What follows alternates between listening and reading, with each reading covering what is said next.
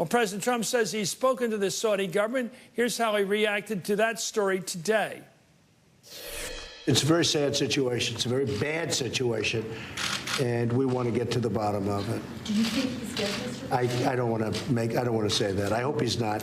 I hope he's not. Do you have a message to the Saudi government? Are you demanding information? Yeah, we are. We're demanding everything. We want to see what's going on here. That's a bad situation. And frankly, the fact that it's a reporter, you could say in many respects it brings it to a level. It's a very serious situation for us and for this White House. We do not like seeing what's going on. According to, we're bringing right now Karen Attiah, who's global opinions editor at the Washington Post. Karen, do you basically go along with what we're hearing about the chainsaw basically cutting the bones, I mean, like in a mob movie where they went in there with the plan of killing this guy and removing his body piece by piece so they wouldn't be observed? I mean, that seems to be how you place it comes together as a story here, the horror of it. Sure, and just so you know, Khashoggi, Jamal was a friend of mine. I was his editor for the last year, so it is hard to hear or to talk about, you know, what might have happened to him. You know, I think for all the people that I've talked to who may be close with the Saudi government, they don't put anything past them, especially under this crown prince who, you know, reports of torture, disappearances, detaining.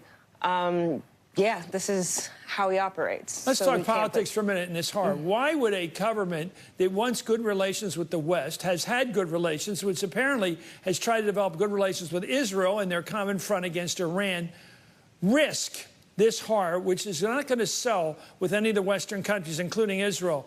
Why was it so important for the Crown Prince to remove the threat of this one journalist?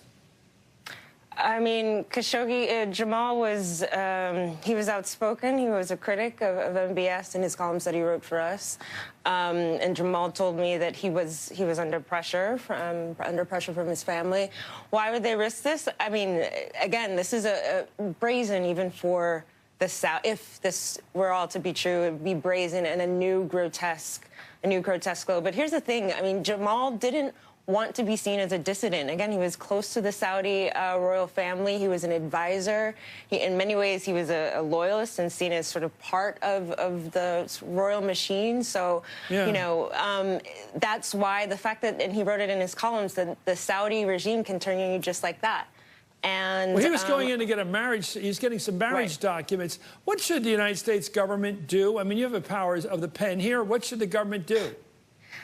Well, absolutely. You know, if it comes to pass that we have, you know, conclusive evidence that the Saudis murdered him, not only murdered him, but murdered him in a consulate, a flagrant violation of international law, then consequences as far as there's talk of the Magnitsky Act, you know, sanctions on Saudi officials being able to come here, spend money, pulling out of investment opportunities. There's an investment conference that's happening later this month in October in Riyadh. Any government officials, they should pull out. If they care about freedom of expression and want to back up Trump's statements, they need to do the right thing and end this relationship. I'm sorry, Thank Karen, you. it's so great. I understand your passion as a professional and as a boss, and losing a colleague like this in this unbelievable, horrible way. Karen Attiah, thank you, of the Washington Post. Hardball, back in a minute.